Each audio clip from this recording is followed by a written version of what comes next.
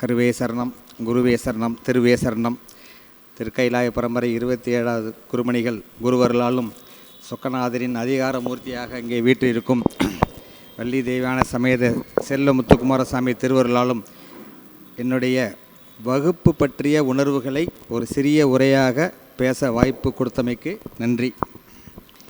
இந்த 6 ஆண்டுகளில் சைவ சமயத்தில் உள்ள எல்லா மரபுகள், சடங்குகள், நியமங்கள், விழாக்கள் இவைகளின் நாங்கள் கற்றுக்கொண்டது என்னவென்றால், காரியங்களை விட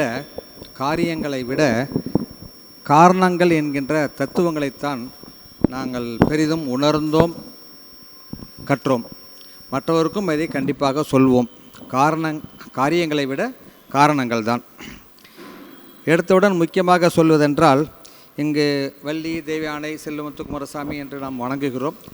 எப்போதும் இங்கே இந்த 6 ஆண்டுகளில் வகுப்பிற்கு வந்த பிறகு எனக்கு வள்ளி என்ற உடனே ஐயா சொல்லி கொடுத்தது அந்த இச்சாசக்தி தான் ஞாபகம் வரும். தெய்வானை என்று சொல்லும்போதே கிரியாசக்தி என்று தான் ஞாபகம் வரும். அதேபோல் வேல் பார்க்கும்போதே ஞானம் என்று தான் ஞாபகம் வரும். அவர் வள்ளி தேவயானை அருகில் வைத்து கொண்டு அவர் ஞானத்தை தான் பிடித்து கொண்டிருக்கிறார், அவர் வேலை பிடித்து கொண்டிருக்கிறார் என்று எண்ணுவதை விட அந்த காரணமாக இந்த ஞானத்தை தான் பிடித்து கொண்டிருக்கிறார் என்று அடிக்கடி அவர் சொல்வார். பூஜைகள் வேண்டும், சடங்குகள் வேண்டும், கும்பாபிஷேகங்கள், திருவிழாக்கள் வேண்டும்.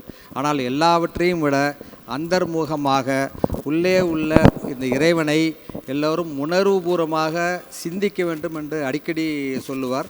இந்த 6 ஆண்டுகளில் இதை நான் களவுபடாத காலமாக நான் நினைத்தேன் என்றால், அவர் என்னை உள்முகமாக திருப்பினார். உள்முகமாக என்று வரும்பொழுது நம் எண்ணம் எல்லாம் நம் நெற்றிக்கண்ணில் தான் வருகிறது. இந்த நெற்றிக்கண்ணின் என்ன தெரிய வேண்டும், உன்னுடைய முயற்சி என்ன, தெய்வத்தால் ஆகாதின முயற்சி தன் மெய்வர் துக்குளிதர் என்பது போல் அவருடைய பங்கு என்னவென்றால், அதை எல்லா வகுப்புகளிலும் அவர் அடிக்கடி சொல்லும் வார்த்தை, 36 தத்துவங்களையும் கண்டிப்பாக நன்றாக தெரிந்து கொள்ள வேண்டும். அந்த 36 தத்துவங்களும் மாயையில் அடங்கி ஒடுங்கி விடுகிறது. நீங்கள் திருவருளை நோக்கி சிந்திக்க வேண்டும். திருவருள் உங்களுக்கு ஒரு ஒளியை தரும். அந்த ஒளி என்கின்ற வார்த்தையை நிறைய தடவை சொல்லியிருக்கிறார். அந்த ஒளி என்கின்ற ஜோதியை என்கின்றதை 6 வருடங்களாக நாங்கள் சொல்வதென்றால் எல்லாம் அவர் சொல்லிக் கொடுத்த வார்த்தை தான். சேக்கிழார் சொன்னபடி கற்பனை கடந்த ஜோதி, அதை பற்றி நிறைய பேசியுள்ளார். அருளாளர்கள் சில அருளாளர்கள் வாழ்க்கையில் வல்லாரை பற்றி அருட்பெரும் ஜோதி, அது அடுத்தடுத்து ஜோதி என்கின்ற வார்த்தையை தான் அவர் அடிக்கடி எங்களுக்கு சொல்லிக் கொடுக்குறார். உமாபதி சிவம் சொன்னதில் முதல் வார்த்தையே ஒளியான திருமேனி, அதுலேயும் அந்த ஒளி ஜோதி தான் வருகிறது. அடுத்து காரைக்கால் அம்மையார் அற்புத திருவந்தாதியில் காண்பார்க்கு ஜோதியாய் சிந்தையில் தோன்றும் என்பதை அழகாக எடுத்தது எங்களுக்கு எப்போதும் உணர்வுபூர்வமாக இருக்கும். இதை இன்றைக்கி அந்த ஓதுவார் ஐயா பாடியது இன்னும் மெருகேற்றியது. அதை நன்றாக படிக்க வேண்டும், இன்னும் சிந்திக்க வேண்டும் என்பதை எங்களுக்கு இந்த விழா எங்களுக்கு மிகவும் தூண்டியது. அதற்கு ஓதுவார் ஐயாவுக்கு நன்றிகள். அடுத்து பொன்வண்ணன் அதில் சேரமான் சொல்லிய ஜோதியில் ஜோதி தன் பேர் செல்லா செவி மரம் என்று அகபூஜையை தான் அவர் எங்களுக்கு நிறைய சொல்லி கொடுத்துள்ளார். சிவதீபன் ஐயாவிடம் சொல்வதென்றால், எப்பொழுதும் macro economics to micro economics என்பார்கள். முழுக்க ஃபுல்லாக உலகம் முழுக்க சென்று, ஆனால் ஒரு சிறிய விஷயத்தை காட்ஸ் பார்ட்டிக்கல் என்கிறார். அந்த காட்ஸ் பார்ட்டிக்கலை நோக்கி தான் அவர் எங்களை வழிநடத்தி செல்கிறார். எங்கள் அனைவரையும் ஒரு மிகச்சிறந்த ஆதீனம் சொல்வது பார், ஒரு சிங்கக்குட்டியாவது கொண்டு வரணும் அப்படிங்கிற இதை அவருக்கு விபரீத ராஜயோகம் கிடைக்க வேண்டும் என்று நான் பிரார்த்தி கொள்கிறேன். அடுத்து இங்கே உணர்ந்த சில விஷயங்களை நான் சில புள்ளி விவரங்களாக நான் கொடுக்க விடுகிறேன். இது வகுப்பு சம்பந்தப்பட்டது தான், அவர் கொடுத்தது தான். அவர் கொடுத்ததை அவரிடமே நான் ஒப்பிக்க அவனர்களாலே அவன் தாள் வணங்கி, இறைவன் வடிவம் ஜோதி வடிவம் என்று இந்த ஒரு வருடத்தில் 11வது திருமறை பயணத்தில் நாங்கள் உணர்ந்து கொண்டோம். என்னுடைய தனிப்பட்ட அனுபவம், தீபன் ஐயாவிடம் +2 மாணவன் போல் திருமுறையுடன் சேர்ந்து நாங்கள் கற்றுக்கொண்டது, நாங்கள் பள்ளிக்கூடத்தில் தமிழ் மொழி சரியாக படிக்கவில்லை என்றால் மார்க் இருக்க நாங்கள் கோணா நோட்ஸ் எழுதி நாங்கள் மார்க் வாங்கி விடுவோம். ஆனால் நாங்கள் இங்கே கற்றுக்கொண்டது தமிழ் மொழி, இலக்கணம், புவியியல், வரலாறு, இசை, புராணம் மற்றும் பல கலைகள் கற்றோம். அதை நான் இங்கே கண்டிப்பாக நான் பதிவு செய்ய விரும்புகிறேன். பல கலைகள் கற்றோம். ஐப்பசி சஷ்டி என்று 2ஆம் நாள், நவம்பர் 2ஆம் நாள் என்று அந்த வகுப்பு ஆரம்பித்தது. நிலவின் தென்பாதியை தொட்ட நம் ராக்கெட் போல் நிறைய பேர் அறிந்திடாத திருமுறை தகவல்களை தீபன் ஐயா தந்தருளினார். நான் எங்கேயும் இதை போய் தேடி கண்டுபிடிச்சி படிக்கிறதுக்கு எனக்கு இந்த பிறவி பத்தாது. ஆனால் எல்லாத்தையும் கொண்டு வந்து ஒரு விக்கிபீடியா போல், ஆர்டிஃபிஷியல் இன்டெலிஜென்ஸ் போல் இது வந்து சிவபீடியா என்று தான் நான் சொல்ல வேண்டும். அதில் நான் ரசித்த உணர்ந்த சில வார்த்தைகளை இங்கு பகிர விரும்புகிறேன். காரைக்கால் அம்மையார் பதிகத்தில் கொங்கை திறங்கி குழி வயிறு பற்றி சொல்லும்பொழுது ஓனாய் போல என்று சொல்வார். அந்த ஒரு வார்த்தை மட்டுமே போதும், அந்த ஓனாயை பற்றி நேராக ஓனாயை கொண்டு வந்து நிறுத்தி விடுவார். ஆனால் அத்தோடு விட மாட்டார். ஓனாய் போல என்று சொல்லி விரோகதரம் என்றால் என்ன என்று கேள்வி கேட்பார். அதில் தலைமாணக்காரர்கள்லாம் அங்கே உட்காந்துருப்பாங்க, அப்படியே முடிப்பாங்க, தெரியுமே அப்படின்னு ராமசாமி இன்னொரு பார்த்து சொல்லுவார். அப்புறம் அதோட 11 வேற வரும். அப்புறம் அவரே பதில் சொல்லிவிடுவார். விரோகதரம் என்றால் ஓனாயின் வயிறு போல ஒட்டிய வயிறு, அது என்ன சாப்பிட்டாலும் உள்ளார போகும், ஆனால் வந்து அது உடம்பு குண்டையாகாது அப்படி சொல்லிட்டு அப்பா விட்டாச்சு, கேள்வி இனிமேல் கிடையாது நினச்சிட்டு இருக்கும்போது விரோகதரம், மகோதரம், லம்போதரம் என்று அதோட பங்காளிகள் எல்லாத்தையும் சொல்லிடுவார். அது வந்து பீமன், கணபதி என்றும் சொல்லிக் கொடுப்பார்.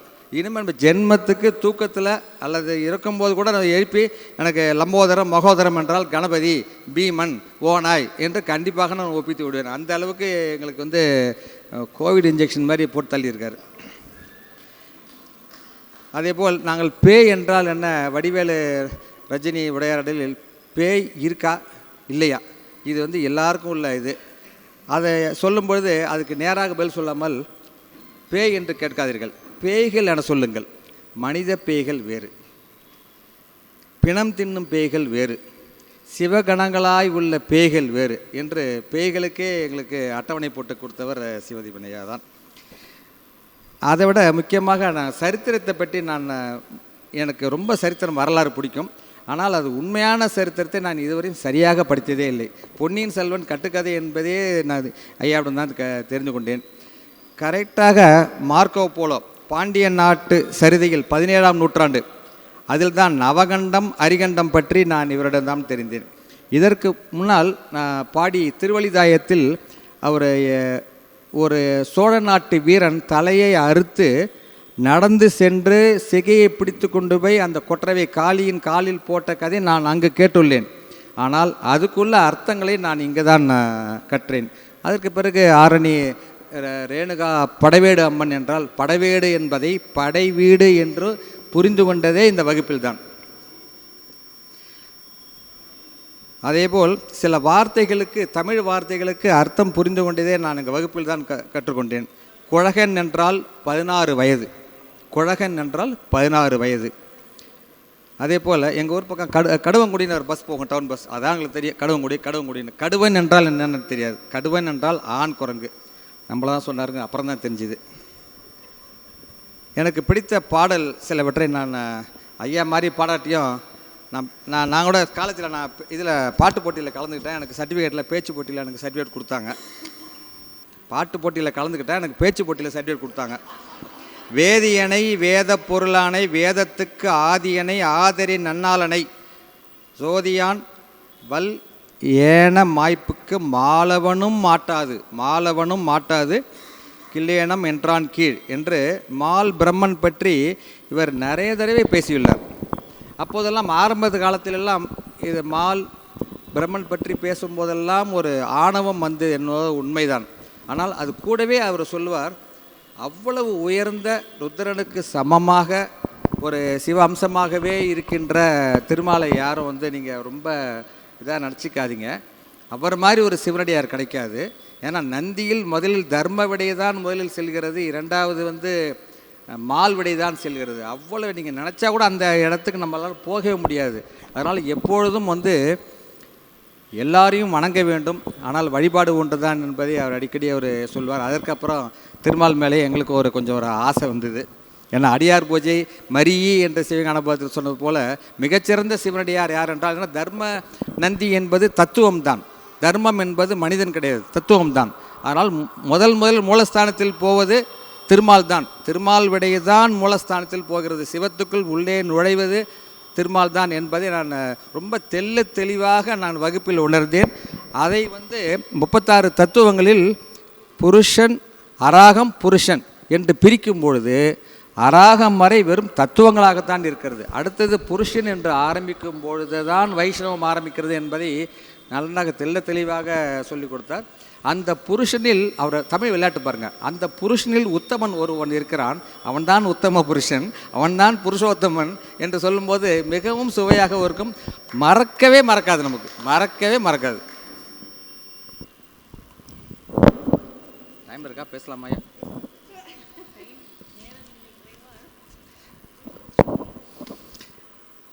அடுத்து காரைக்கால் அம்மையார் பேய் உரு எடுத்து பிறகு பாடிய முதல் பாடல் அற்புத திருவந்தாதி என்கின்ற புள்ளி விவரம். அவர் காரைக்கால் இருக்கிறார், நிராதார யோகத்தில் அவர் திருவருளால் மாங்கனி கிடைத்தது எல்லோரும் படித்திருப்பார்கள். ஆனால் அவர்கள் நண்பர்கள், சொந்தக்காரங்க, பெரியவங்க எல்லாருமே அழைத்து செல்கிறார்கள் கணவனுடன் சேர்ப்பதற்காக குலசேகரப்பட்டினம். அங்கே தான் ஹிஸ்ட்ரி வருது, அவருடைய ஹிஸ்ட்ரி அங்கே தான் வருது. குலசேகரப்பட்டினத்துக்கு செல்லும்போது 2 குழுக்களாக அவர் கணவனுடைய 2ஆம் கல்யாணம் பண்ணி கொண்டான், அவர் குழந்தையும் பிறந்துச்சு, அந்த குழந்தைக்கு காரைக்கால் அம்மையாரோட பெயரையும் வைத்திருக்கிறான். இதெல்லாம் ஒரு புள்ளி விவரம் தான். அவர்களெல்லாம் பேசும் வரை அவர்கள் ஒரு குடும்ப தலைவியாக அதே ஆடை ஆபரணங்களுடன் நின்று கொண்டிருந்தார். அதுவரை அவர் காத்திருந்தார் என்று சொல்லும்பொழுது உண்மையிலே நாங்கள் எல்லோருமே அதை கேட்ட எல்லோருமே நாங்கள் குலசேகரப்பட்டினத்தில் இருந்தோம். என்னோடய கிளாஸ்மேட் கூட அங்கே ராக்கெட் விட்டுட்டுருக்கான். இப்போ அவன்கிட்ட கேட்டாங்க, தான் காரைக்கால் அம்மையார் கோயில் இருக்கான்னு கேட்டேன். அந்தளவுக்கு அவர் அந்த சரித்திரத்தை, பொன்னியின் செல்வன் கதை 5 பாகத்தையும் ஒரே நாள் படித்தால் என்ன உணர்வு தோன்றுமோ அதே மாதிரி எங்களை எல்லாரையும் கொண்டு போய் காரைக்கால் அம்மையார் கூடவே குடும்பங்க நிறுத்திட்டார். அதுதான் அவரோட அந்த வரலாறு என்பது கண்டிப்பாக எல்லோரும் தெரிந்து கொள்ள வேண்டியது. அதில் அந்த வருடம், மாதம், அந்த நட்சத்திரம் வரைக்கும் அவர் சொல்வது எங்களுக்கு மிகவும் ரொம்ப பிடித்த விஷயம். அதில் பாடல் எண் 20 ஏற்கனவே கோடீஸ்வரன் ஐயா சொல்லிட்டார். ஆனால் இவர் சொல்லிக் கொடுத்த அந்த பாயிண்ட் ஆஃப் வியூவில் மட்டும் சில விஷயத்தை சொல்கிறேன். அறிவானன் தானே, அறிவிப்பான் தானே, அறிவாய் அறிந்தபின் அறிகின்றான் தானே, அறிகின்ற மெய்ப்பொருளும் தானே, விரிசுடர் பார் ஆகாசம் அப்பொருளும் தானே அவன் எனும்பொழுது அறிவானன் தானே என்கின்ற பொழுது ஆங்கிலத்தில் தி லேர்னர் என்று சொன்னார். உடனே நமக்கு அதெல்லாம் புரியாது, உடனே லேர்னர் என்பதை எழுதி வைத்து கொண்டேன். அதற்கப்புறம் ரொம்ப புரிந்தது. அறிவிப்பான் தானே, டீச்சர் என்றார். Learner, teacher. அதற்கு பிறகு அறிவாய் அறிகின்றான் தானே, நாலேஜ் என்றது இதில் அறிவு இல்லை, மெய்ஞானம். அடுத்து அறிகின்ற மெய்ப்பொருளும் தானே, ட்ரூத். இதுதான் இதுதான் மெய்ஞானம் என்று சொல்ல வேண்டும், ட்ரூத் என்றார்.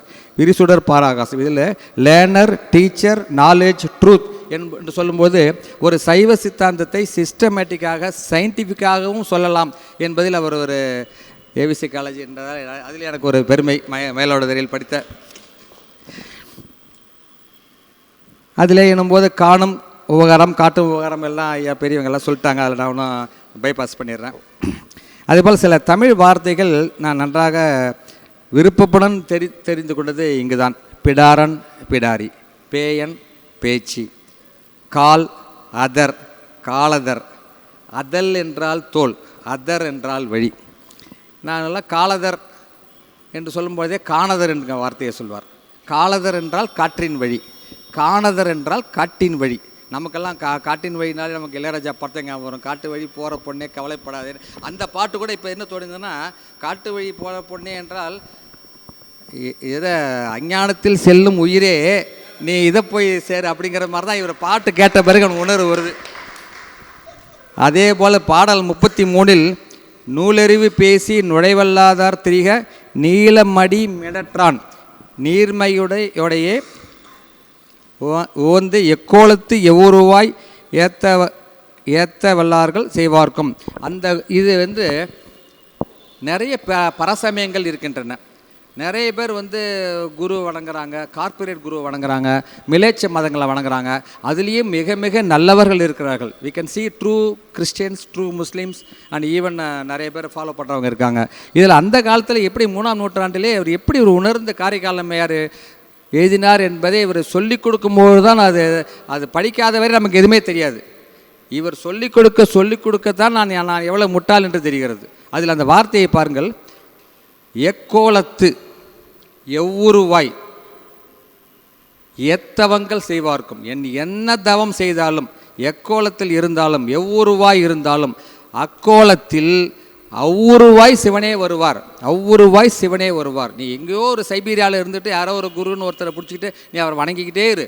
அந்த சைபீரியாவில் இருக்கிற குருவுக்கு அது குரு வந்து அந்த சிஷ்யனுக்கு சிவன் கண்டிப்பாக அந்த சைபீரியா குரு மூலமே வருவார் என்பதை ஆணித்தரமாக எங்களுக்கு நாங்கள் உணர்ந்தோம். அது இந்த பாட்டு, அதனால் இந்த பாட்டு எனக்கு ரொம்ப பிடிச்சிருந்தது. அதேபோல் பாடல் 44 சீராளன் என்று சொல்லும்போதே நமக்கு திருச்செங்காட்டாங்குடி தான் ஞாபகம் வரும். அதையும் அவர் சொன்னார். சீராளன் என்கின்ற வார்த்தைக்கு அர்த்தம் தெரியவில்லை. யாரோ அவங்க பையன் பேர் சீராளன் வச்சுருக்காங்க அப்படின்னு நினச்சிக்கிட்டு இருந்தோம். அப்போ தான் அவர் சொன்னார், சீராளன் என்றால் சிவன், சீராளன் என்றால் சிவன். தனக்கே அடியனாய் தன்னடைந்து வாழும் எனக்கே அருளாதவாறு என்கொல் மணக்கினிய சீராளன் கங்கை மணவாளன் செம்மேனிய பேராளன் வானோர் பிரான் என்று சீராளன் என்கின்ற திருச்செங்காட்டாங்குடியில் இவர் நடந்த விஷயம் இப்போது நடந்திருக்கலாம். ஆனால் எப்போதோ அது வந்திருக்கிறார். அவர் திருச்செங்காட்டாங்குடியில் எப்போதோ அவர் சிவபெருமான் இருக்கிறார். அதேபோல் மாதொரு பாகன் என்றெல்லாம் சொல்லுவோம்.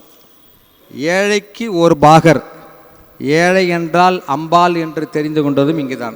ஏழை என்கின்ற வார்த்தைக்கு அம்பாள் என்கின்ற ஒரு அர்த்தமும் உள்ளது என்று நான் இங்கே தெரிந்து கொண்டேன். அதுதான் சிதம்பரம் பக்கம்லாம் சொல்லுவாங்க, ஏழை சொல் அம்பலம் ஏறாது, அதுக்கு என்ன அர்த்தம் அப்படின்ற நான் ரொம்ப சீரியஸாக கேட்டுக்கிட்டு இருந்தேன். இதில் வந்து கொல்வளைய பாகத்து உமையொரு பாகன் மாதொரு பாகன் என்பது போல் கொல்வளைய பாகத்து நமக்கு சுட்டு போட்டாலும் வராது இலக்கணம் தான். சுட்டு போட்டாலும் வராது. ஆனால் கொல்வளைய பாகத்து என்றால் பாகத்து இடது பாகத்தில் அவன் கொல்வளையை வைத்திருக்கிறானா, அவன் வளையலை இடது பக்கம் வைத்திருக்கிறானா என்றால் இது அன்மொழி தொகை என்ற இலக்கணமும் சூட்டியவர் இவர்தான். அந்த இலக்கணத்தின் மேல் ஒரு ஆசை வந்ததும் இதனால். கொல்வளைய பாகத்து அது என்னை மிகவும் சிந்திக்க வைத்தது. திருமாலை பங்குடையான் இது கொஞ்சம் ஒரு விரசமான சில பேர் சொன்னால் கூட நாம் கண்டிப்பாக அந்த காரணங்களை தத்துவங்களை தெரிந்து கொள்ள வேண்டும். திருமாலை பங்குடையான் என்கின்ற போது இதில் சங்கர நாராயணனை நினைத்து கொள்ளலாம். ஆனாலும் திருமால் என் சக்தி தான், அவரும் என் சக்தி தான் என்ற சக்தி என்கின்ற வார்த்தையை அவர் பிரயோகிக்கும் போது நன்றாக புரிந்தது. அதே இப்போ ஒரு 2-3 வாரங்களுக்கு முன்னால் லட்சுமி கணபதி, லட்சுமி சரஸ்வதி கணபதி என்று எல்லோர் வீட்டிலும் தமிழர்கள் வைத்திருப்பார்கள். அதன் அர்த்தத்தை புரிந்து கொள்ள வேண்டும். லட்சுமியும் சரஸ்வதியும் ஒரு சக்தி, அது ஒரு பவர். ஆனால் மூலாதார கணபதியும் வந்து பவர் ஆஃப் அட்டர்னியாக அந்த சக்தியும் யூஸ் பண்ணுகிறார், பயன்படுத்துகிறார் என்பதை நான் மிகவும் தெளிவாக நான் தெரிந்து கொண்டேன். அந்த ஸ்தலத்தையும் ஒரு சொன்னார், சுவாமிமலை அருகே திருவலஞ்சோழி. அதுவும் எனக்கு ரொம்ப ஒரு முக்கியமான விஷயம். எந்த அளவுக்கு இங்கே வந்து அஞ்ஞானத்தில் இருந்தோம், சைவத்தில் எவ்வளவு அஞ்ஞானத்தில் இருந்தோம், எவ்வளவு முட்டாள் என்பதை நன்றாக தெரிந்து கொண்டோம். அதேபோல் பாடல் 55 செஞ்சடை மேல் பான்மதியன் உள்ளே மணிமருவாய் தோன்றும் வடு. இதில் ஒன்று பான்மதி, பான் என்றால் பான் பராக் என்று எடுத்தோன்னே அதான் ஞாபகம் ஜோக்கா. பான்மதி என்றால் பால்மதி. பால்மதி என்ற வகுப்பில் வந்தால்தான் தெரியும், நேரத்திற்கு வந்தால்தான் தெரியும், தொடர்ந்து வந்தால்தான் தெரியும். இந்த கண்டிப்புக்கும் அவர் பேர் போனவர். அதனால் அதையும் நான் வந்து சொல்ல விடுகிறேன். பான்மதியின் உள்ளே மணி மருவாய் தோன்றும் வடு. நிலாவில் என்ன இருக்குது? 3ஆம் நூற்றாண்டில் அவங்க நிலாவை பார்த்துருக்காங்க. அந்த நிலாவில் முயற்கரை என்கின்ற வார்த்தையை உலகத்திலே முதலாக அந்த வார்த்தையை கேள்விப்பட்டது ஐயாவிடம்தான். முயற்கரை என்கின்ற கிரேட்டர்ஸ், மேடு பள்ளங்கள், அந்த மேடு பள்ளங்களை காரைக்கால் அம்மையார் நிலாவில் உள்ள வடுக்களை பார்த்து பாடியுள்ளார். அது எனக்கு ரொம்ப ஒரு அருமையான விஷயமாக, அவருக்கு அது எப்படி தெரியும் என்கின்ற எனக்கு ஒரே குழப்பமாக இருந்தது. இது திருவருள் தான், நிராதார யோகம்தான் என்று ஒரே வார்த்தையில் முடித்து விடலாம்.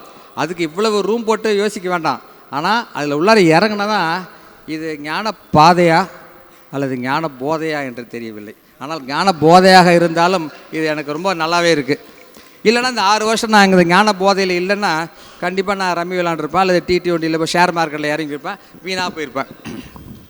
அதே போல் எதுகை மோனையில் பாடல் 59 அவர் சொல்லிக் கொடுத்தா நான் எழுதி வச்சா தான், அவ்வளோதான். நான் ஒன்றும் புதுசாக ஒன்றும் உங்களை மாதிரி சுயம்பெல்லாம் நான் படிக்கலை. நான் எழுதி கொடுத்தா நான் அப்படியே படிக்கிறேன். மண் புணரும் கண் புணரும் பெண் புணரும் மாலுருவோ என வார்த்தை விளையாட்டை அழகாக எனக்கு சொல்லிக் கொடுத்தது ரொம்ப சந்தோஷமாக இருந்தது. அதேபோல் சில வார்த்தைகள் கண்டிப்பாக நீங்கள் அனைவரும் தெரிந்து கொள்ள வேண்டும். வடு என்றால் துன்பம், விலங்கல் என்றால் மலை, ஏறு என்றால் நந்தி, சிரமாலை என்றால் கபால மாலை, ஏனம் என்றால் காட்டுப்பன்றி, காலதர் சொல்லிவிட்டேன். மெடரு என்றால் தொண்டை, தவளை நீர் என்றால் சொல்லுங்கள், தவளை நீர் என்றால் என்ன அப்படின்னு அவர் கேட்பார். தவளை நீர் என்றால் திருநீர், தவளை நீர் திருநீர். அதே போல் தாயம், தாயம் என்றால் உரிமை. நமக்கு வந்து தாயக்கட்டை விளையாட தான் தெரியும். தாயம் ஒன்று விழுந்துருச்சுன்னா நம்ம கிட்டத்தட்ட ஜெயிச்ச மாதிரி. அதை வச்சு தாயம் என்றால் உரிமை என்கின்ற வார்த்தையை அழகாக சொல்லி கொடுத்தது தான். அதற்கு தொடர்ந்து தாயாதிகள் அதெல்லாம் நம்ம வழக்கில் நம்ம யூஸ் பண்ணிகிட்ருக்கோம். அதனால் இதெல்லாம் லிங்க் பண்ணி பேசுகிறதில், லிங்க் பண்ணுறதுனாலே பாசம் தான். எல்லோரும் பாசத்தை தப்பாக நினச்சிக்கிறாங்க. ஆனால் பாசத்தை அருமையாக யூஸ் பண்ணுறது அவர் தான். ஆனால் அது தெய்வீக பாசம். அடுத்தது பாடல் 55. வில் வேடனாகி விஜயனோடு ஏற்ற நாள். விஜயன் வெர்சஸ் சிவன். ஐயா ஃபோட்டோகிராஃபர் அவருக்கு நன்றி. அந்த வில் விஜயனை பற்றி பேசுகிறேன். முகாசுரன் இல்லைங்க, இது ஒரு திரைப்படம் போல் நடக்கிறது. இதன் கதாநாயகன் சிவதீபன் ஐயா தான். இதில் வந்து இயக்குனர்லாம் இருக்காங்க, ஒளிப்பதிவாளர் நீங்கள் இருக்கீங்க. என்னை பேச சொன்ன வில்லன்கள் யாருன்னு தெரியல எனக்கு. இதில் விஜயனும் சிவபெருமானும் நடந்த சண்டை, முகாசுரன் கதையை 3ஆம் நூற்றாண்டில் காரைக்கால் அம்மையார் இந்த பாடல் 55 பாடுகிறார் என்றால் அவருக்கு யார் சொல்லிக் கொடுத்துருப்பார்? அவர் எந்த யூனிவர்சிட்டியில் படிச்சிருப்பார், எந்த ஆதீனத்தில் வந்து படிச்சிருப்பார் என்ற கேள்வி நியாயமாக எழும்பொழுது, இது எல்லாம் அவருக்கு திருவருளால் நிராதார யோகத்தால் கிடைத்தது என்றாலும் மீண்டும் மீண்டும் அது நம்ம கேட்பதற்கு நமக்கு எவ்வளவு பாக்கியம் பெற்றிருக்கிறோம், இவ்வளோ பெரிய நல்ல ஒரு ஆசிரியரை பெற்றது. கண்டிப்பாக நாம் இந்த உயிர் பல முன்னோர்களுக்கு முன்னால் ஏதோ ஒரு நல்லதை செஞ்சுருக்கணும் அப்படிங்கிற மாதிரி நம்ம மேலே ஒரு நம்பிக்கை வருது. அதே போல் பாடல் 74 கண்ணார் கபால களம், அதை பற்றி கண்ணார் கபாலர் களம் அவர் சொல்லும்போது உடனே ஒன்றும் புரியாது. ஒன்று கேள்வி கேட்டுருவார். எப்போதும் போல சில தலைமானக்கரெல்லாம் பதில் சொல்லுவாங்க. அதை திருப்பி உடனே பிரித்து மேய்ஞ்சுருவார். ஏன்னா கண்ணார் என்றால் இங்கே நெற்றி கண்ணை எடுத்துக்கொள்ளுங்கள். கபாலம் என்றால் கபாலம் தலை கபாலம் தான். கபால களம் என்றால் அது தலையிட பிடிக்கணும். கபால களம் என்றால் அது தலையிட பிடிக்கணும். அதெல்லாம் வாங்குவார். எதை வாங்குவார்? வெஜ்ஜு குஸ்கா அஸ்காலம் கிடையாது, நம்மளோட கர்மாவை வாங்குவார். அதை வந்து இவங்க கிளாஸில் தான் நான் அதை கற்றுக்கிட்டேன். கண்ணார் கபால களம், கண்ணார் கபால களம். அதே போல் பிச்சாண்டர் கோலத்தை பற்றி பாடல் 74 சொல்லும்போது உடனே இங்கே நேராக இதுக்கு போயிடுவார். அனங்கநாசினி சபை எங்கே இருக்குது என்று கேட்பார். நீங்கள் சொல்லிடுவீங்கன்னு சொல்லாதீங்க. அனங்கநாசினி சபை எங்கே இருக்குது? உடனே திருப்பி தமிழ்லேருந்து ஆரம்பிப்பார். ஃபஸ்ட்டு நியூட்ரல் போட்டு ரிவர்ஸ் போட்டு தமிழில் ஆரம்பிப்பார். அங்கன் அங்கம், அங்கம் என்றால் வடிவம், உருவம், ரூபம், அங்கம். அனங்கம் என்றால் வடிவம் இல்லாதவன். அப்போ வடிவம் இல்லாதவன் என்றால் அவனுக்கு ஏன் வடிவம் போச்சு? அப்போ வேறு எவனோ ஒருத்தன் அந்த வடிவத்தை எடுத்திருக்கான். அப்போ எவனோ ஒருத்தன் நாசம் பண்ணியிருக்கான் வடிவத்தை. இப்போ தினத்தந்தியில் பார்க்கணும்ல, ஒரு தலையுடன் சேர்ந்து தருமபுரி போலீஸ் ஸ்டேஷனில் தலையுடன் ஒருத்தர் சென்றார், முண்டம் அங்கே கிடக்கிறது, தினமும் படிக்கிறோம். அதை அனங்க நாசினி சபை என்ற 5-10 நிமிடங்களுக்கு அதை எடுத்தார். அனங்கன் ஆசிரி சபை என்பது கொர்க்கை என்கின்ற ஊரில் இருக்கிறது. கொர்க்கை எங்கே இல்லை, நான் உடனே மாயத்தில் பஸ் பிடிச்சி கொண்டல் இறங்கி அங்கே நடந்து போனேன். கொர்க்கை பாடல் பெற்ற ஸ்தலம் வந்துடும். அங்கேருந்து ஒரு ஃபர்லாங் உள்ளார போனேன். காணதர் காட்டுக்குள்ளே போனீங்கன்னா அங்கே உபூதி குட்டைங்கிற இடம் வரும். ஃபுல்லாக எல்லாம் வெள்ளையாகவே வெண்மையாக திருநீற்று ஒரு இது இருக்கும், இடம் இருக்கும். அதில் எடுத்து பூசிக்கும்.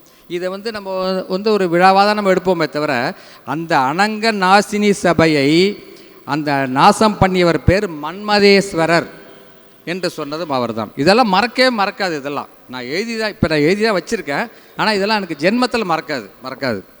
அதே போல் பாடல் 82 சார்ந்தார்க்கு பொற்கொழுந்தே சாராது போந்தாருக்கு தீக்கொடி.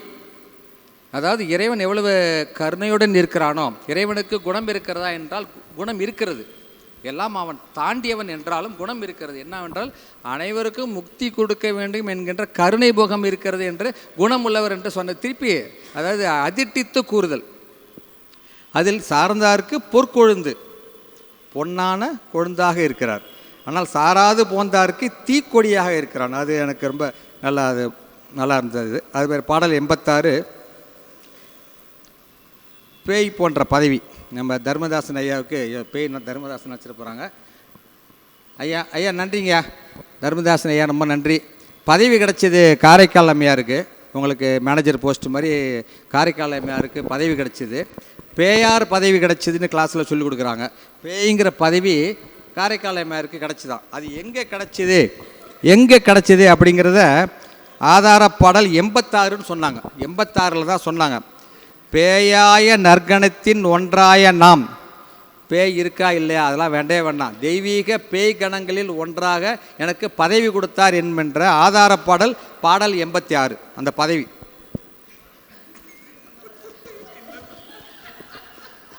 இல்லை ஐயா நன்றி சொல்லிக்கிறேன். தவறான நினச்சிக்காதீங்க. உங்களை காரைக்கால் அம்மையார் ரேஞ்சில் நான் இது பண்ணிகிட்ருக்கேன்.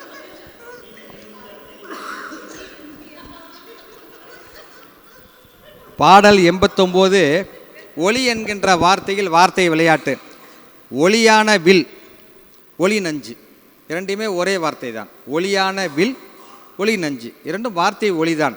ஆனால் ஒளியான வில் என்று சொல்லும்பொழுது ஒளி வில் என்றால் ஒளி நல்லா ஒளிக்கின்ற, நல்லா லைட்டிங், எமிட்டிங், அந்த வார்த்தையில் எடுத்துக்கொள்ள வேண்டும்.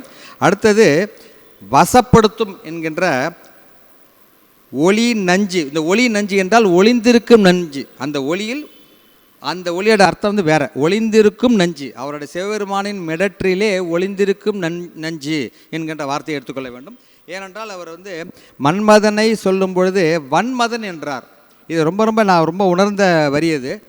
Jokes apart. வன்மதன் என்றார். வன் என்றாலே வன்மை என்றாலே அது ஹார்ட்வேர் தான். நம்ம எல்லாம் பலத்தை காமிக்கிற பவர் தான் வன்மதன். அதை மன்மதனுக்கு சூட்டும்பொழுது உண்மையாகவே அந்த ஹார்ட்வேரை சாஃப்ட்வேராக பயன்படுத்தியவர் சிவபெருமான் தான். ஏனென்றால் முப்புறம் என்பது நாம் இப்போ நினைக்கிறோம், காசாவை நினைக்கிறோம், ஈராக்கை நினைக்கிறோம், இல்லை அமெரிக்காவை நினைக்கிறோம். இவங்கெல்லாம் லேசர் டெக்னாலஜியில் டக்குன்னு கம்ப்யூட்டர்லேயே லேப்டாப்லேயே வச்சு அங்கே அடித்து எரிஞ்சிடுறாங்க. ஆனால் இதுதான் நம்ம அறிந்திருந்த மிகப்பெரிய ஹார்ட்வேர். இதுதான் உலகத்தையே அழிக்கலாம். நம்ம நியூக்ளியர் பாம்பு இருந்தால் உலகத்தையே அழிக்கலாம். ஆனால் இதையும் தாண்டி முப்புறத்தை எரிப்பதற்கு அவர் ஏதாவது ஒரு ஹார்ட்வேரை யூஸ் பண்ணாரா? இல்லவே இல்லை. சிவபெருமான் சாஃப்ட்வேர் தான் யூஸ் பண்ணார். அதனால் முதல்ல ஹார்ட்வேரை சாஃப்ட்வேராக மாற்றி யூஸ் பண்ணவர் சிவபெருமான் தான் என்பது ரெண்டையும் லிங்க் இருக்கிறத சொல்லி கொடுத்தவர் இவர் தான். அது வரைக்கும் எங்களுக்கு புரியல. ஏனென்றால் வன்மதன் என்பது இங்கே ஹார்ட்வேரை அவர் வன்மையை குறிக்கவில்லை, வசப்படுத்துவதில் வல்லவன். அதையும் நம்ம புரிஞ்சுக்கணும்ல. ஒரே வார்த்தை தான், ஒரே பொருள் தான். ஆனால் அந்த இடத்துல அதோட அர்த்தம் மாறுது. அதே போல் காரைக்கால் அம்மையார் கடைசியில் இறங்கும்போது 92 பாட்டில் சிவபெருமானோட அருள் எனக்கு இருக்குது அப்படின்னு அவங்க புரிஞ்சுக்கிட்டாங்க. அதை ரொம்ப அடக்கமாக சொல்கிறாங்க, ஆனால் தீர்க்கமாக சொல்கிறாங்க. என்னை உடையான் ஏகமாய் நின்றான். அதை பாடல் எடுக்கும்போது ரொம்ப சிலாகித்து சொன்னாங்க. 92ஆம் பாடல் எனக்கு ரொம்ப பிடிச்சிருந்தது. அதே போல் ரசித்த பாடல், இது எனக்கு அல்வா தான் ஞாபகம் வந்துச்சு. திருநெல்வேலி அல்வா யாராவது கொண்டு கொடுத்துட்டு நல்லா இருக்கான்னு கேட்பாங்க. நம்ம சாப்பிட்றதுக்குள்ளே நான் கிலோ 500 ரூபாய்க்கு வாங்கினேன். இது தாமிரபரணி தண்ணி, நாங்கள் திருநெல்வேலி போகும்போது வாங்கிட்டு வந்தேன், நீங்கள் சாப்பிடுங்க, வீட்டில் கொடுங்க. சாப்பிட்டு முடிக்கிற வரைக்கும் அதை சொல்லி அந்த சுவையே நமக்கு கிடைக்காது. ஆனால் இவர் வகுப்பு எடுக்கும் பொழுது அந்த பாடல் 98 ஞாபகம் வச்சுங்க. 98 அவர் சிவபெருமான் கையில் உள்ள நெருப்பு, அது அந்த அழகை பாடுறார். கையில் நெருப்பு வச்சுருக்கு, இது என்ன அழகு. ஆனால் காரைக்கால் அம்மையார் அழகாக பாடுகிறார். அழலாட அங்கை சிவந்ததோ, அங்கை அழகால் அழல் சிவந்ததோ. நல்லா பாருங்க. அழலாட அங்கை சிவந்ததோ, அங்கை அழகால் அழல் சிவந்ததோ என்று அருமையாக அதை நான் சொல்லும்போது ரொம்ப ரசித்து நாங்கள் கேட்டோம். அதேபோல் பாடல் 100இல் நந்தி வழிபாடில் 3 விதமாக அவர் சொல்லும்பொழுது அடுக்கற் பொறும் ஏரோ, ஆண் ஏரோ, பொன் ஒப்போய் நின்கன உரும் ஏரோ, ஒன்றா உரை. இது எல்லாம் ஒன்றா உரை அப்படி நம்மகிட்டே கேள்வி கேட்குறாரு. பாடல் 101இல் சிவபெருமான் சிவபெருமான் வந்து அவர் சொல்லும்போது என் அம்மைக்கான் என்று சொல்லிவிட்டார், என் தாய் என்று சொல்லிவிட்டார். அவர் ரொம்ப உயர்ந்த நிலை, இருக்கிறதுலே உயர்ந்த நிலை என் அம்மை என்று சொல்லிவிட்டார். சிவபெருமான் யாரையும் சொன்னதில்லை. ஆனால் அம்மையார் வந்து அவரை தன்னைத்தானே ஒரு சிக்னேச்சர் போட்டுக்கிறார், காரைக்கால் பேய் என்கிறார். அவரே அவ்வளவு அடக்கமாக நான் காரைக்கால் பேய் என்கிறார். ஆனால் சிவபெருமானோ என் அம்மைக்கான் என்று சொல்லிவிட்டார். அந்த வித்தியாசத்தை 101வது பாடல் சொல்லிக் கொடுக்கும்போது எங்களுக்கு ரொம்ப ரொம்ப சந்தோஷமாக இருந்துச்சு. அதாவது நம்ம இன்னும் ஆணவத்தோடு இருக்கோம், அவங்களே வந்து காரைக்கால் பேய்ங்கிறாரு, நீ இன்னும் ரொம்ப இதில் ஆணவத்தில் இருக்கங்கிறத, நமக்கு ஆணவம் ஜாஸ்தியாக இருக்குங்கிறத சுட்டி காட்ட வேண்டிய பொருளை சுட்டி காட்டி விட்டார். ஆனால் இதை படிக்கும்போது காதல் பிறந்து, சிவபெருமான் மேல் காதல் பிறந்த என்றால் திருவருள் கூட்டும் என்கின்ற இதையும் அவரை மறைத்து சொல்லிவிட்டார்கள். ஒரே பக்கம்தான், இன்னும் நிறையா இருக்குது, அந்த இருந்தாலும் ஒன்று ஒரே பக்கத்தில் முடிச்சுக்கிறேன். இல்லை ஒரே பக்கம்தான். சாத்திரங்களில் என் அனுபவங்களில் ஒரே இதில் முடிச்சுக்கிறேன். திருவந்தியாரில் பாடல் 32 மாயையில் எப்படி உழல வேண்டும், மாயை இருக்கிறது, மாயையில் நாம் எப்படி உழல வேண்டும் என்கிற திருவந்தியார் பாடலில் முக்தி பெற்றவர்கள் தாழ்மணி நாவே போல், தாழ்மணி நாவே, அந்த தாழ்மணிங்கிறத ரொம்ப எங்கள் மனசில் பதிக்க வச்சது ஐயா தான். தாழ்மணி நாவே போல் இருக்க வேண்டும். ஏனென்றால் பரநாதம் கேட்டால் பரவிந்து காட்சி கொடுக்கும் என்கின்ற வார்த்தையும் அவர் சொல்லும்பொழுது முதலில் புரியவில்லை. அப்புறம் அதை படிக்க படிக்க உணர தான் புரிந்தது. பரநாதம் கேட்டால் பரவிந்து காட்சி கொடுக்கும் என்றார். அதேபோல் கலிற்றுப்படியாரில் பாடல் 6 சத்தினி பாதம் அருள் வீழ்ச்சி என்று நிறையா நாங்கள் சிந்தித்தோம். பாடல் 8 நிராதாரம் போல் கிடைப்பது பேசாமை பெறுதல் சக்தி என்றார். பேசாமை பெறுதல் சக்தி என்றார். பேசாமை கண்டவன் சிவம் என்றார். பேசாமை கண்டவன் சிவன். பேசாமை பெறுதல் சக்தி. பேசாமை செய்வது அனுபவம், நம் அனுபவம். நாம் பேசாமையில் இருக்கும்போது தான் அந்த அனுபவம் கிட்டும். உள் நின்று போகான், அவன் சிவன் உள் நின்று போகான் என்பதை இந்த நிராதார யோகத்தை நாங்கள் உணர்ந்து கொண்டோம். அந்த பாடல் வந்து பாடல் 8. அதேபோல் பாடல் 30 பற்றில்லா நிலையில்தான் உயிரில் சிவம் தோன்றும், பற்றில்லாத நிலையில்தான் உயிர் சிவத்தில் தோன்றும் என்று பாடல் 30 எங்கள் நன்றாக உணர்ந்தோம். அதேபோல் அதுலேயே அதே இதில் திருச்சிலம்பு, இந்த திருச்சிலம்பு என்பதே ரெண்டாக பிரித்து சொன்னார். ஏன்னா வந்து நம்ம இன்ஜினியரிங்கில் படிப்போம், பொட்டன்ஷியல் எனர்ஜி, கைனட்டிக் எனர்ஜி என்றெல்லாம் படிப்போம். இந்த சிலம்பு என்கின்ற இது வந்து 100 கிராம் இருக்குமா சிலம்பு, இதோட மாஸ் என்ன, இதோட எனர்ஜி என்ன அப்படின்னு சொல்லும்போது இந்த மாஸ் என்றால் பரவிந்து, எனர்ஜி என்றால் பரநாதம் என்று பிரித்து சொன்னது எங்களுக்கு நன்றாகவே புரிந்தது. பரவிந்து பரநாதம். அந்த பரநாதத்தை கேட்டவர் யார்? சேரமான் பெருமான் நாயனார். அந்த நாதத்தை கேட்டவர், இந்த திருச்சிலம்பு நாதம் கேட்டவர் சேரமான். அதை நம்ம படித்து கொண்டு இருக்கிறோம். அதேபோல் ஞான பூஜை தம்மில் சிவலிங்கம் காண தம்மை பூவாக பூ அழியாமல் கொடுத்தல், தம்மை பூவாக மாற்றி இந்த பூ அழியாமல் கொடுக்க வேண்டும். இந்த பூ அழியாமல் கொடுக்க வேண்டும் என்றால் திருமூலர் சொன்ன மாதிரி தான், அதையும் வந்து ரொம்ப நன்றாக சொல்லி காட்டினார். அதேபோல் பாடல் 61 செய்தல் எல்லாவற்றிற்கும் நான் கர்த்தா இல்லை என உணருங்கள் என்றார். நாம் செய்யும் அனைத்து வினைகளுக்கும் நீ காரணம் அல்ல, நாம் செய்யும் அனைத்து இதுக்கும் நீ காரணம் அல்ல. இந்த கர்மாவால், இந்த கர்மா ஊட்டப்பட்டது, அவரால் ஊட்டப்பட்டது, நம்ம அதை செஞ்சுக்கிட்டு இருக்கோம். இந்த விளைவு எல்லாமே அவருக்கே என்று நினைக்கும் பொழுது தான் வினை நான், விளைவு அவர். இதுதான் பகவத்கீதையும் எது எதிர்பார்க்காம கடமையை செய் பலனை எதிர்பாராதே என்கின்ற அவர் ஆணித்தரமாக பேசுவதை நாங்கள் படிக்கிறோம். இருந்தாலும் வினை வேறு, விளைவு வேறு. பாடல் 76 ஆகாமியம் விளையாது. இப்போ நேற்று வரைக்கும் நடந்து போச்சு, என்னென்னமோ தப்பு பண்ணிட்டோம், என்னமோ புண்ணியம் பண்ணிட்டோம், இனிமேல் எதுவும் நடக்கூடாது, இனிமேல் நான் ஒழுங்காக இருக்கணும் அப்படின்ட்டு சர்ச்சில் போய் பாவ மன்னிப்பு, தப்பு கிடையாது, பாவ மன்னிப்பு வாங்குறாங்க. இனிமேல் நமக்கு ஆகாமியம் விளையாது. எப்படி? ஏனென்றால் நாம் அனுபவிக்கும் எந்த ஒரு இன்பமும், அது சிற்றின்பமாக இருக்கட்டும், எந்த ஒரு இன்பமாக இருக்கட்டும், அதை யோகிகள் பேரின்பம் ஆக்கும் நிலையை அறிந்தவர்கள். பேரின்பமாக இது வந்து இதன் கர்த்தா வந்து சிவனே, இதன் கர்த்தா சிவனே என்று யோகிகள் அனுபவிக்கும் பொழுது அது அவர் அழகாக சொன்னார். இந்த ஆகாமியம் முளைப்பதும் இல்லை முடிவதும் இல்லை, முளைப்பதும் இல்லை முடிவதும் இல்லை என்ற பாடல் 76 எங்களுக்கு ரொம்ப பிடிச்சிருந்தது. அதுபோல் சிவஞான போதனை எடுத்தால் வந்து பிறவி இதாகாது. இருந்தாலும் ஒரே ஒரு வார்த்தை சொல்லிடுறேன், மலை வில்லார் மலை வில்லார். அந்த ஒரே வார்த்தையில் நம்ம எல்லாரும் தெரிஞ்சதான், மலை வில்லார், மலை வில்லார், மலைவு இல்லார். டீ ரெடியா? உயிரை கூப்பிட்டால் உடல் வரும். இந்த ஒரு வரி நான் சொல்லணும். உயிரை கூப்பிட்டால் உடல் வரும், உடலை கூப்பிட்டால் உயிர் வரும். ஆனால் இரண்டும் வேறு வேறு என்கின்ற நன்றாக புரிந்தோம், நன்றாக தெரிந்தோம். உடல் வேறு, உயிர் வேறு. அதே போல் நான் ரொம்ப லேட்டாக தெரிஞ்சுக்கிட்டது, ஆணவ மலம் என்பது இருள் மலம். எல்லாம் ஒரே மலம் தான், எல்லாம் மூணு மலம், கழுவப்பட வேண்டிய மலம் தான் நினச்சிட்டு இருந்தோம். ஆனால் ஆணவ மலம் என்பது இருள் மலம், கண்ம மலம், மாயா மலம் என்பது ஒளி மலம் என்கின்றதை நான் ஒரு 3-4 வருஷம் கழிச்சு தான் லேசாக தெரிய ஆரம்பிச்சிருக்கு. அது எப்போ தெரியுமோ தெரில. அதேபோல் சில வார்த்தைகள் கண்டிப்பாக நான் கற்றுக்கொள்ள வேண்டும். சிற்பி என்றால் கற்கவி, கல்லிலே கவிதை படிப்பவன், கல்கவி, கற்கவி. அதான் நான் இங்கே தான் பாடத்தில் தான் வந்து படிச்சுக்கிட்டாங்க. என்ன பாடத்தில் நாங்கள் என்ன படித்தோமோ அதான் நான் சொல்கிறேன். சிற்பி என்றால் கற்கவி, லட்சணம் என்றால் இலக்கணம், லட்சணம் என்றால் இலக்கணம்.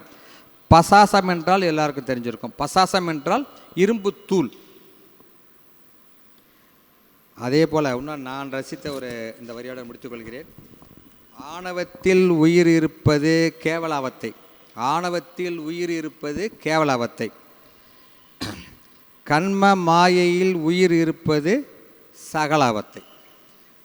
இதுக்கெல்லாம் ஒரே இது இந்த இதெல்லாம் இல்லாமல் இருக்கணும்னா அன்பரோடு மரி சொன்ன மாதிரி, நம்ம தர்மதாசன் ஐயா சொன்ன மாதிரி இன்னொரு 120 வருஷம் அன்பரோடு இருந்து மரிக்கணும் என்று தர்மதாசன் ஐயாவுக்கு நான் நன்றி சொல்லி, இந்த சிற்றறிக்கு நன்றி சொல்லி விடைபெறுகிறேன்.